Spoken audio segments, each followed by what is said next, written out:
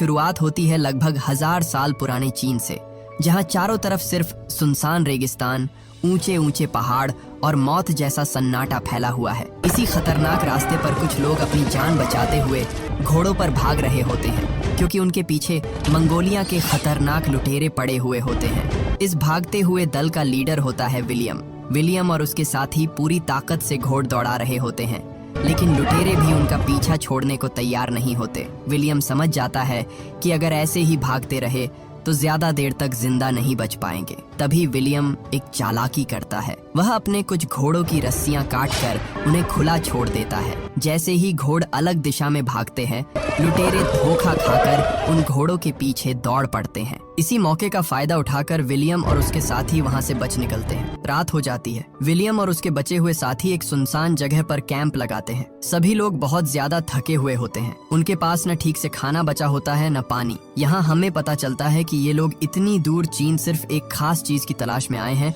और वो है ब्लैक पाउडर यानी काला बारूद। ये एक खतरनाक बारूद होता है जिसकी मदद से किसी भी युद्ध को जीता जा सकता है। वो लोग आराम कर ही रहे होते हैं, तभी अचानक अंधेरे के अंदर से एक अजीब और खतरनाक जानवर उन पर हमला कर देता है। वह इतना तेज और खूंखार होता है कि पलक झपकते ही पूरे दल को खत्म कर देता है। विलियम तुरंत अपनी तलवार निकालता है और पूरी ताकत से अंधेरे में वार कर देता है, और दानव का एक हाथ कटकर जमीन पर गिर जाता है। दर्द से चीखता हुआ वह रहस्यमयी जानवर वापस अंधेरे में भाग जाता है। इसके बाद दोनों घोड़ों पर बैठते हैं और उस दानव का कटा हुआ हाथ अपने साथ लेकर वहां से निकल पड़ते हैं। अगली सुबह रास्ते में वही मंगोलियन लुटेरे एक बार फिर उनके सामने आ जाते हैं और उनके पीछे जाते हैं। विलियम और टोवर जान बचाकर भागते भागते एक ऐसी जगह पहुंच जाते हैं जिसे देखकर उनकी आंखें खुली की खुली रह जाती है। उनके सामने खड़ी होती है पत्थरों से बनी एक विशाल दीवार, यानी द ग्रेट वॉल। वह दीवार बहुत ऊंची और लंबी होती है। दीवार के ऊपर हजारों चीनी सैनिक पहरा दे रहे होते हैं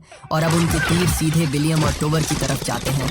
अब हालत ऐसी होती है कि पीछे मंगोलियन लुटेरे हैं और सामने द ग्रेट वॉल पर तैनात चीनी सेना। विलियम और टोवर फैसला करते हैं कि लुटेरों के हाथों मरने से अच्छा है कि चीनी सेना के सामने आत्मसमर्पण कर दिया जाए। दोनों अपने हथियार नीचे रख देते हैं और चीनी सैनिक उन्हें बंदी बनाकर दीवार के अंदर ले जाते हैं। इसके बाद उन्हें ले जाया जाता है चीनी सेना के बड़ अधिकारी जनरल शाओ और कमांडर लीन के सामने।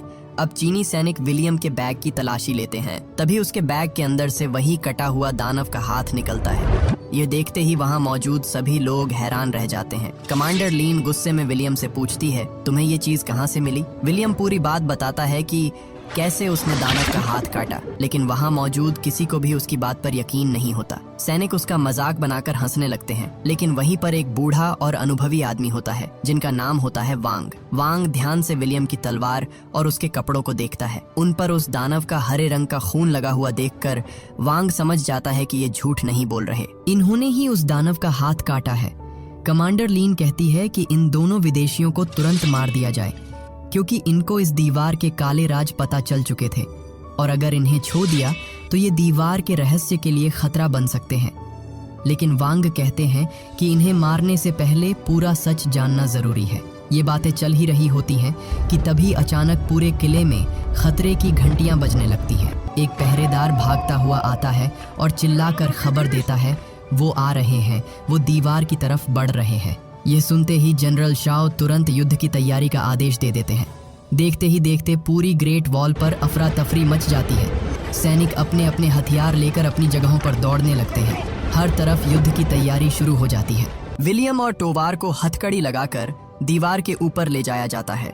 ऊपर पहुंचते ही दोनों देखते हैं कि हर सैनिक के कवच का रंग अलग अलग होता है और रंग के हिसाब से उनका काम भी अलग अलग है।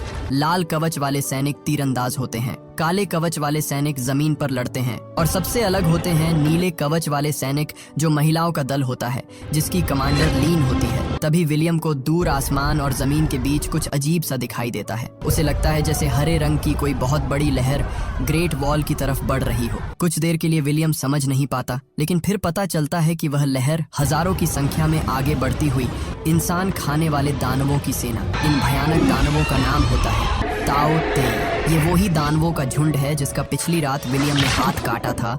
जनरल शाओ तुरंत हमला करने का आदेश देते हैं। सैनिक तुरंत ग्रेट वॉल पर लगे विशाल कैटपल्ट से आग के बड़ बड़ गोले दानवों की तरफ हमलों से कई ताव तेज जलकर राख हो जाते हैं, लेकिन इसके बावजूद उनकी रफ्तार कम नहीं होती। वे बिना रुके दीवार की तरफ बढ़ते रहते हैं। दरअसल उनकी संख्या कई हजारों में है। सैनिक एक साथ आसमान से बारिश की तरह हजारों तीर ताव तेई दानवों पर बरसाने लगते हैं। नीले कवच वाली महिला योद्धाओं की टुकड़ी आगे आती है। ये सभी योद्धा अपनी कमर में रस्सियां बांधती हैं और फिर ग्रेट वॉल की ऊंचाई से सीधा नीचे दानवों की तरफ छलांग लगा देती है। उनके हाथों में लंबे भाले होते हैं। वे हवा में झूलते हुए ताव तेई पर हमला करती है और फिर रस्सियों की मदद से वापस ऊपर खींच ली जाती है। देखने में ये किसी खतरनाक करतब जैसा लगता है, लेकिन यहाँ एक छोटी सी गलती का मतलब सीधी मौत होता है। इतने हमलों के बाद भी ताव तेई दानव रुकते नहीं। वे धीरे धीरे दीवार के बिल्कुल करीब पहुंच जाते हैं। विलियम ऊपर खड़ा ये सब देख रहा होता है। वह देखता है कि चीनी सैनिक एक एक करके मारे जा रहे हैं। तभी वहां मौजूद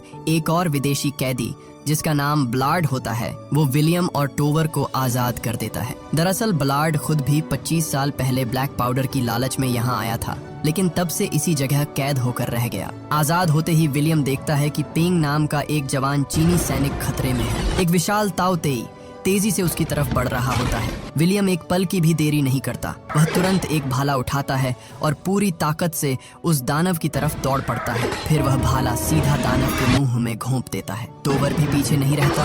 वह दोनों मिलकर उस भयानक ताव तेई को खत्म कर देते हैं। ये देखकर जनरल शाओ और कमांडर लीन हैरान रह जाते हैं, क्योंकि जिन्हें वे अब तक कैदी समझ रहे थे, वही आज उनकी सेना के एक सैनिक की जान बचा रहे होते हैं। तभी अचानक एक दानव अजीब सी आवाज निकालती है और उसकी आवाज सुनते ही बाकी सारे दानव पीछे हटने लगते हैं, जैसे युद्ध खत्म हो गया हो। दरअसल आवाज निकालने वाली दानव ताव तेई की रानी होती है और ये सब देखकर विलियम को समझ आने लगता है कि ये दानव सब कुछ अपनी रानी के इशारों पर करते हैं। लेकिन पीछे हटते समय ताव तेई दानव अपने मरे हुए साथियों की लाशें भी अपने साथ खींच कर ले जाते हैं, ताकि इंसान उनके शरीर को देखकर उनकी कमजोरी न ढूंढ सके। इसके बाद जनरल शाओ विलियम और टोवर के पास आते हैं। वे कहते हैं कि आज तुम दोनों ने बहुत हिम्मत दिखाई है, इसलिए अब तुम हमारे कैदी नहीं बल्कि हमारे मेहमान हो। युद्ध के बाद विलियम और टोवर की मुलाकात फिर से उसी विदेशी कैदी ब्लाड से होती है। ब्लाड उनसे कहता है कि तुम लोग जिस चीज की तलाश में इतनी दूर आए हो वो मेरे पास है। इसके बाद ब्लाड उन्हें छुपाकर रखा हुआ ब्लैक पाउडर यानी काला बारूद दिखाता है। अब ब्लाड एक प्लान बनाता है। वह कहता है कि अगली बार जब ताव तेई हमला करेंगे और पूरी सेना युद्ध में व्यस्त होगी, तब वे तीनों मौका देखकर ब्लैक पाउडर चोरी करेंगे और यहाँ से भाग जाएंगे। इसी बीच वांग विलियम के सामान की जांच करते हैं। तभी उन्हें एक अजीब सा पत्थर दिखाई देता है। दरअसल वह पत्थर एक चुंबक होता है। वांग को समझ आता है कि पहली रात जब विलियम ने ताव तेई का हाथ काटा था, तब यह चुंबक उसके पास मौजूद था। शायद इसी चुंबक की वजह से वह दानव कमजोर पड़ा था। इसके बाद वांग विलियम को इन ताव तेई दानवों की असली कहानी बताता है। वांग बताता है कि लगभग 2000 साल पहले आसमान से एक उल्कापिंड इसी पहाड़ पर आकर गिरा था और उसी उल्कापिंड से इन खतरनाक ताव तेई दानवों का जन्म हुआ था। ये कोई आम जानवर नहीं है, बल्कि लोगों का मानना है कि ये इंसानों के लालच और पाप की सजा देने आए हैं। दरअसल हर 60 साल बाद ये दानव जागते हैं और इंसानों पर हमला करते हैं। इनका सिर्फ एक ही मकसद होता है, मांस खाना। ये रास्ते में आने वाले इंसानों और जीवों को मारकर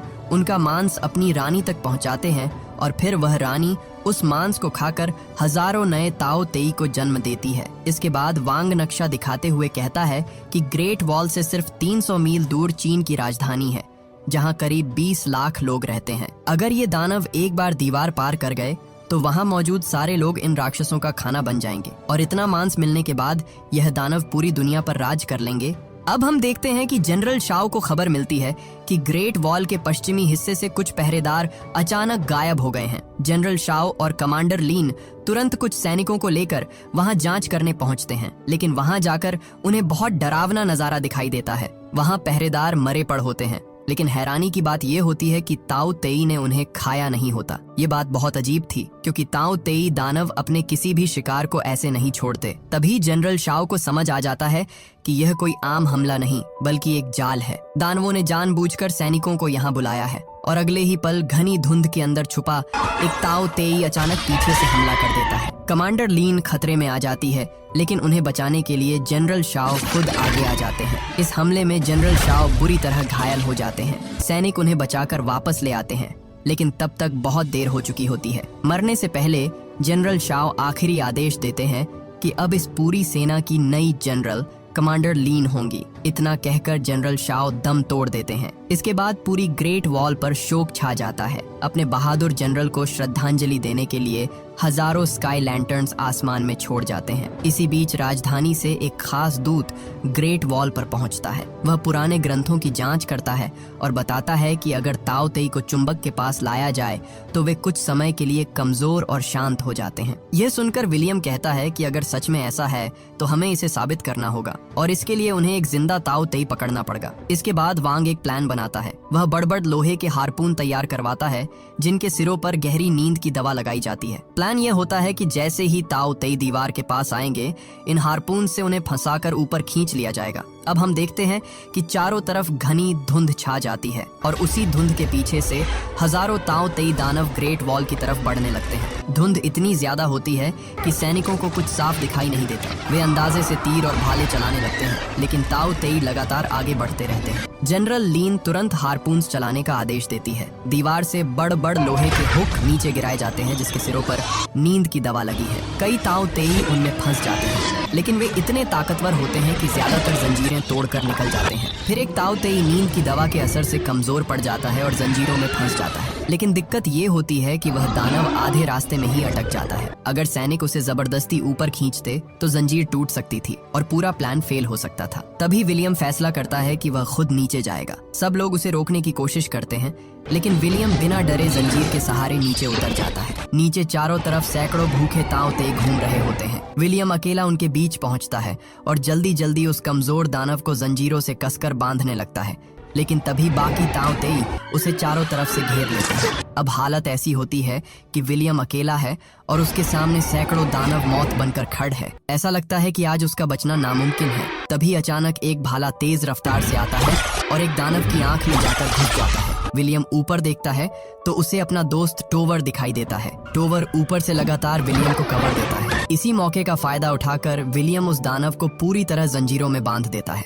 फिर ऊपर से सैनिक पूरी ताकत लगाकर उस ताओ तेई को खींचते हैं और आखिरकार उसे जिंदा पकड़ लेते हैं। विलियम और टोवार भी किसी तरह मौत के मुंह से बचकर ऊपर लौट आते हैं। अब उस जिंदा पकड़ गए ताओ तेई के सामने वही चुंबक वाला पत्थर रखा जाता है। चुंबक वाला पत्थर देखते ही छटपटा हुआ दानव बिल्कुल शांत हो जाता है। यानी वांग की बात सही थी, चुंबक ताओ तेई को कुछ समय के लिए कमजोर कर देता है। जब सभी लोग पकड़ गए दानव की जांच कर रहे होते हैं, तभी उन्हें जमीन के नीचे से अजीब अजीब आवाजें सुनाई देने लगती हैं। जनरल लीन जब जमीन के नीचे बनी सुरंग की जांच करने पहुंचती है तो वहां का नजारा देखकर उसके पैरों तले जमीन खिसक जाती है। उसे समझ आता है कि ताओ तेई इतने दिनों से ग्रेट वॉल पर हमला सिर्फ ध्यान भटकाने के लिए कर रहे थे। असली चाल तो वे जमीन के नीचे चल रहे थे। दानवों ने चुपचाप ग्रेट वॉल के नीचे एक विशाल सुरंग बना ली थी और उसी सुरंग के रास्ते हजारों ताओ तेई पहले ही दीवार पार करके राजधानी की तरफ निकल चुके थे। अब 20 लाख लोगों की जान खतरे में थी, यानी पूरी दुनिया ही खतरे में आने वाली थी। और इसी सबसे मुश्किल वक्त में बलार्ड और टोवार ब्लैक पाउडर चोरी करके भागने की कोशिश करते हैं। विलियम उन्हें रोकता है और कहता है कि यह भागने का नहीं, लड़ने का समय है। लेकिन बलार्ड किसी की बात सुनने वाला नहीं होता। वह पीछे से विलियम पर हमला करके उसे बेहोश कर देता है और टोवार को अपने साथ लेकर वहां से भाग जाता है। जब विलियम को होश आता है तो जनरल लीन को लगता है कि विलियम भी उन्हीं चोरों का साथी है। वह गुस्से में उसे बंदी बनाने का आदेश दे देती है। लेकिन तभी वही जवान चीनी सैनिक पेंग आगे आता है जिसकी जान विलियम ने बचाई थी। पेंग जनरल लीन से कहता है कि विलियम चोर नहीं है, उसने उन्हें रोकने की कोशिश की थी, वह हमारी मदद करना चाहता था। पेंग की बात सुनकर लीन का गुस्सा थोड़ा शांत होता है, लेकिन अब उनके पास सोचने का समय बिल्कुल नहीं बचा था। अगर राजधानी तक घोड़ों से जाया जाता तो बहुत देर हो जाती, इसलिए जनरल लीन एक खतरनाक फैसला लेती है। इसके बाद जनरल लीन हॉट एयर बलून्स के जरिए आसमान के रास्ते सीधे राजधानी पहुंचने का प्लान बनाती है। लेकिन ये बलून्स बिल्कुल सुरक्षित नहीं होते। हवा बहुत तेज होती है और रास्ता भी काफी खतरनाक होता है। कई बलून्स आसमान में ही आग पकड़कर फट जाते हैं और कई सैनिक नीचे गिरकर अपनी जान गंवा देते हैं। लेकिन जनरल लीन रुकती नहीं। वह अपने कुछ बचे हुए योद्धाओं के साथ राजधानी की तरफ उड़ जाती है। इधर विलियम को कैद से रिहा कर दिया जाता है। वांग उससे कहता है कि अब सब खत्म हो चुका है। ताओ तेई दानव राजधानी की दीवार तक पहुंच चुके हैं। वह वांग से कहता है कि मैं लीन के पास जाऊंगा और यह लड़ाई खत्म करके ही लौटूंगा। इसके बाद विलियम और वांग किसी तरह तेजी से राजधानी पहुंचते हैं। वहां पहुंचकर वे देखते हैं कि पूरा शहर नर्क में बदल चुका है। हर तरफ चीख पुकार मची होती है। ताओ तेई शहर में घुस चुके होते हैं और आम लोगों पर हमला कर रहे होते हैं। जनरल लीन अपनी टीम के साथ एक ऊंचे टावर में फंसी होती है। ताओ तेई दानव उन्हें चारों तरफ से घेर चुके होते हैं। ऐसा लगता है कि अब लीन और उसके सैनिक बच नहीं पाएंगे, लेकिन तभी ऊपर से विलियम आता है। वह ब्लैक पाउडर से बने एक्सप्लोसिव हथियार ताओ तेई पर फेंकता है और जोरदार धमाके के साथ लीन को बचा लेता है। इसके बाद विलियम, लीन और वांग किसी तरह एक पुराने महल के ऊंचे टावर में शरण लेते हैं। अब उनके पास सिर्फ एक ही रास्ता बचता है, वही जिंदा पकड़ा गया ताओ तेई।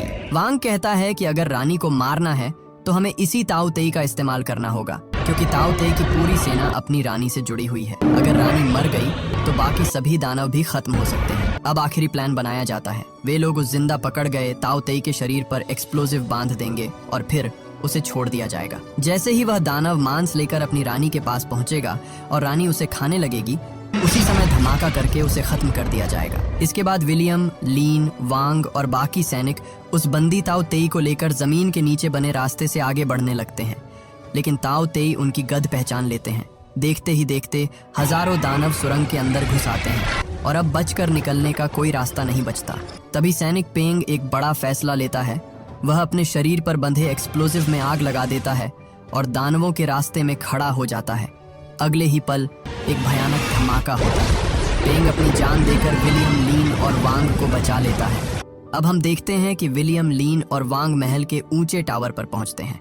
नीचे सड़क पर ताओ तेई की रानी मौजूद होती है और उसके चारों तरफ हजारों दानव पहरा दे रहे होते हैं। अब वे एक्सप्लोसिव से बंधे उस बंदी ताओ तेई को छोड़ देते हैं। वह दानव मांस लेकर सीधा अपनी रानी की तरफ दौड़ता है। विलियम ऊपर से निशाना लगाता है और रानी की तरफ तीर चलाता है, लेकिन रानी के बॉडीगार्ड्स बहुत चालाक होते हैं। वे तुरंत अपने शरीर से उस तीर को रोक लेते हैं और उनका प्लान फेल हो जाता है। और इससे भी बड़ी मुसीबत ये होती है कि रानी उन्हें देख लेती है। वह एक भयानक चीख निकालती है और उसकी आवाज सुनते ही हजारों ताओ तेई टावर पर चढ़ना शुरू कर देते हैं। अब हालात पूरी तरह बिगड़ चुके होते हैं। वांग समझ जाता है कि अब बचने का सिर्फ एक ही रास्ता है। वह विलियम और लीन को बचाने के लिए खुद दरवाजे पर खड़ा हो जाता है। वांग चुंबक वाला पत्थर विलियम की तरफ फेंकता है और कहता है कि तुम दोनों जाओ और रानी को खत्म करो। इसके बाद ताओ तेई दानव वांग पर टूट पड़ते हैं और उसे मार डालते हैं। अब सिर्फ विलियम और लीन बचे होते हैं। दानव उनके बिल्कुल करीब पहुंच चुके होते हैं और उनके पास सिर्फ एक आखिरी एक्सप्लोजिव बचता है। तभी विलियम लीन से पूछता है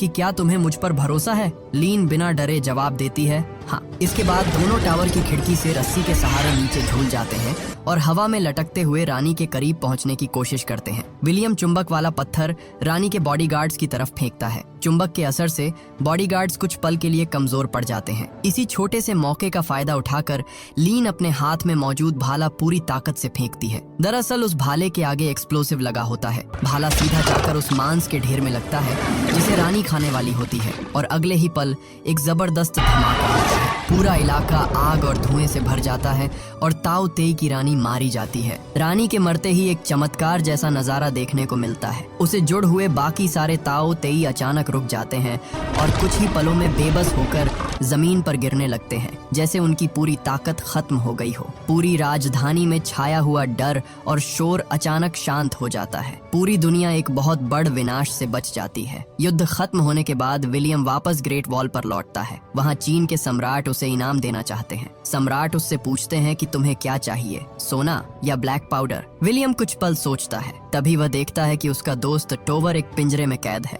दरअसल बलाड टोवर को भागते हुए सैनिकों ने पक लिया था और बलाड को रेगिस्तान में ही मार दिया था। विलियम मुस्कुराता है और कहता है कि मुझे सिर्फ अपने दोस्त की आजादी चाहिए। ये सुनकर सम्राट टोवार को आजाद करने का आदेश दे देते हैं। इसके बाद विलियम अपने घोड़ को आगे बढ़ाता है और एक बार फिर अनजान सफर की तरफ निकल पड़ता है।